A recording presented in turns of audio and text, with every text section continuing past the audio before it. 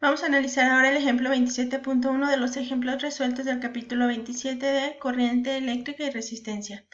Dice el problema, ¿cuántos electrones pasan por un punto en 5 segundos si se mantiene en un conductor una corriente constante de 8 amperes? Pues es la fórmula que corresponde a la definición de intensidad de corriente eléctrica igual a carga sobre tiempo. Entonces, si despejamos la carga, pues el tiempo pasa multiplicando nuestra corriente eléctrica y nos queda así nuestra fórmula. Por lo tanto, sustituimos la corriente eléctrica que está en amperes al tiempo que debe estar en segundos y nos queda que, recuerden que los amperes son coulombs sobre segundo para que el resultado nos dé en coulombs. 8 amperes por 5 segundos, que es el tiempo, nos da 40 coulombs. Ahora, la pregunta no es cuánta carga pasa, no. ¿Cuántos electrones? Entonces vamos a recordar que un coulomb era igual a 6.25 por 10 a la 18 electrones. Entonces, si recordamos que esto es igual a un coulomb, pues solamente multiplicamos 40 coulombs por los electrones que corresponden a un coulomb y ya nos da el número de electrones que están pasando en 5 segundos. El segundo ejemplo resuelto del libro de Tippens para el capítulo 27 es: el contacto del reóstato está en la posición que muestra la figura 27.6. La lectura del voltímetro indica 6 volts y la del amperímetro 400 miliamperes. ¿Cuál es la resistencia a través del reóstato? ¿Cuál será la lectura del amperímetro si la resistencia se duplica? Ok, es la figura que viene aquí, es este diagrama, donde tenemos nosotros una fuente de voltaje y tenemos nosotros este voltímetro que está midiendo cuánto voltaje proporciona mi fuente y este amperímetro está midiendo cuánta corriente pasa a través del reóstato. Recuerden que un reóstato es una resistencia que puede variar. Finalmente, este voltímetro no forma como parte del circuito, es solamente un medidor. La corriente va a tener esta trayectoria, solamente la del circuito externo. El voltímetro no permite el paso de la corriente, solamente me sirve para medir en paralelo aquí la posición y el valor de la fuente. Entonces, regresamos al problema. Lo que me están pidiendo es la resistencia que tiene esta resistencia variable. Pues vamos a utilizar la ley de Ohm. La ley de Ohm que decía que V es igual a I por R y por lo tanto R es igual a V entre I. Pues me están dando un valor de voltaje que proporciona mi fuente de voltaje y que también está leyendo el voltímetro. Por lo tanto, el voltaje que proporciona mi fuente son 6 volts y la corriente que está pasando por el amperímetro es la corriente eléctrica que pasa a través de mi circuito y que pasa por lo tanto a través de la resistencia y es de 0.4 amperes. Con esto, utilizando la ley de Ohm, me encuentro que la resistencia cuando tengo estas condiciones de voltaje y corriente es de 15 ohms. Ahora, recuerden que es una resistencia variable, por lo tanto, yo puedo duplicar esa resistencia. Y para la segunda pregunta que dice, ¿cuál es la lectura del amperímetro? Bueno, quiero saber cuál va a ser la corriente eléctrica si la resistencia está al doble. Entonces, si la resistencia primera en 15 ohms, la siguiente resistencia de la segunda condición van a ser 30 ohms. El voltaje no cambia, no me da datos de que mi fuente de voltaje cambie su valor de 6 volts, entonces así lo sustituimos. Y la resistencia se duplica, se vuelve en 30 ohms. Nuevamente estoy usando la ley de Ohm, pero en este caso despejé la corriente. V es igual a I por R, entonces sí es igual a V entre R. Entonces la corriente eléctrica es 6 ohms entre 6 volts entre 30 ohms me da una resistencia de 0.2 amperes. O bien se puede interpretar como 200 miliamperes. En la práctica es muy usado el ponerle miliamperes, microamperes, porque siempre nos da valores pequeños. Vamos a analizar el siguiente ejemplo que proporciona Tippens de los problemas resueltos, aunque aquí dice 27.1, correspondería al ejemplo 27.3. El problema dice, un ventilador de una oficina pequeña tiene una etiqueta en la base que indica que es 120 volts, 55 watts. ¿Cuál es la corriente de operación de este ventilador y cuál es su resistencia eléctrica? Si el ventilador se deja trabajando durante la noche 8 horas, ¿cuánta energía se consume o se pierde? Suponga que las leyes presentadas para la corriente directa en este capítulo también se aplica en el circuito de la oficina. Bueno, aquí me hace la aclaración porque realmente estos aparatos que me está mencionando funcionan con algo que se llama corriente alterna, pero en este caso los ejemplos que hemos estado analizando corresponden a corriente directa. ¿Qué significa corriente directa o corriente continua? Que la corriente solamente va en un solo sentido, como los ejercicios que hemos estado mostrando y los circuitos que hemos estado mostrando. Entonces, por este momento no nos vamos a complicar y vamos a considerarlos así tal cual como hemos estado analizando nuestras definiciones. Por lo tanto, los datos que me están dando son el voltaje o diferencia de potencial eléctrico igual a 120 volts. La potencia igual a 55 watts y me preguntan cuál es la corriente y cuál es la resistencia eléctrica. Bueno, tenemos una fórmula para la potencia que decía potencia es igual a V por I, en donde yo tengo la potencia, tengo el voltaje, puedo calcular la corriente eléctrica. Despejando me queda P entre V y esto es igual a 55 watts entre 120 volts. Listo. Encontré lo que es mi corriente eléctrica.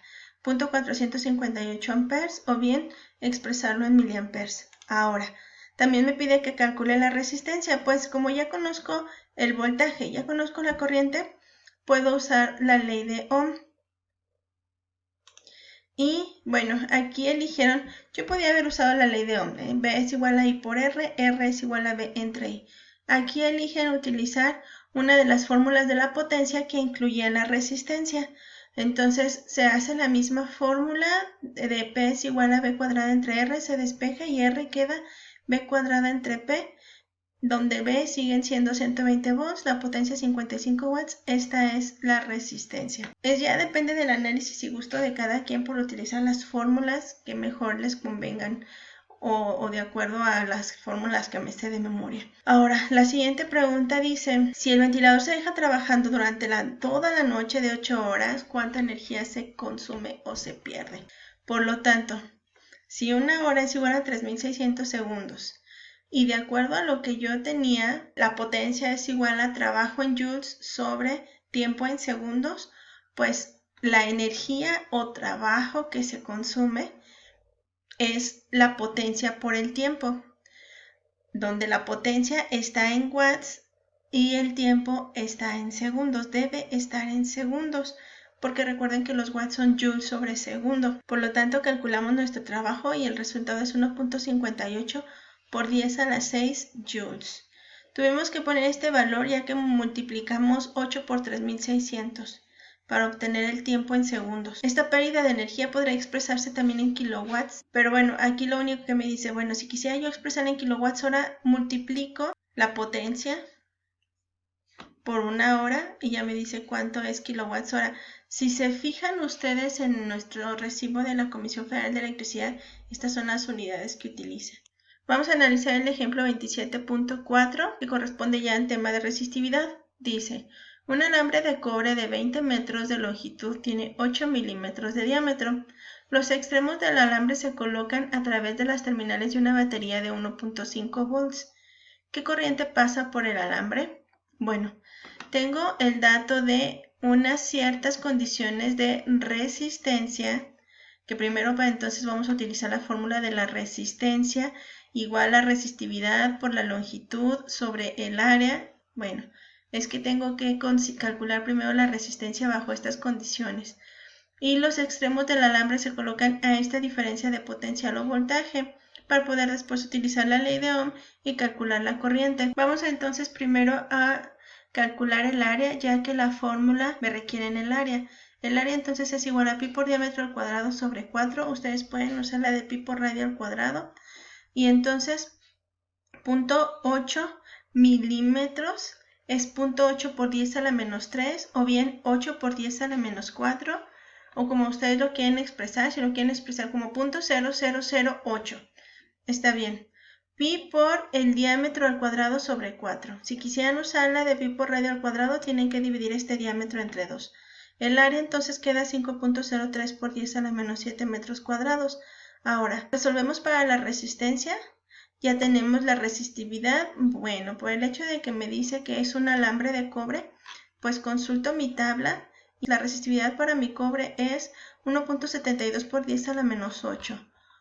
aquí está 1.72 por 10 a la menos 8 ohms por metro, por la longitud que dijo que era el dato 20 metros entre el área que la calculamos aquí arriba. Listo, la resistencia para estas condiciones del conductor es 0.684 ohms. Ahora, para calcular la corriente eléctrica, tengo la resistencia, tengo el voltaje, que es 1.5 volts, calculo mi corriente eléctrica. Corriente eléctrica es igual a 2.19 amperes. Y el último ejemplo resuelto corresponde también al tema de resistividad, considerando un cambio en la temperatura. El problema dice, un alambre de hierro tiene una resistencia de 200 ohms a 20 grados Celsius. ¿Cuál será su resistencia si se calienta a 80 grados Celsius? De entrada analizamos, está aumentando la temperatura, seguramente va a aumentar la resistencia final. Bueno, la fórmula que vamos a usar es cambio en la resistencia es igual a alfa, que es mi coeficiente, por la resistencia inicial, por un delta T, donde este delta T, a mí me gustaría ponerle T mayúscula porque es un cambio en la temperatura, sería poder multiplicar por temperatura final menos temperatura inicial.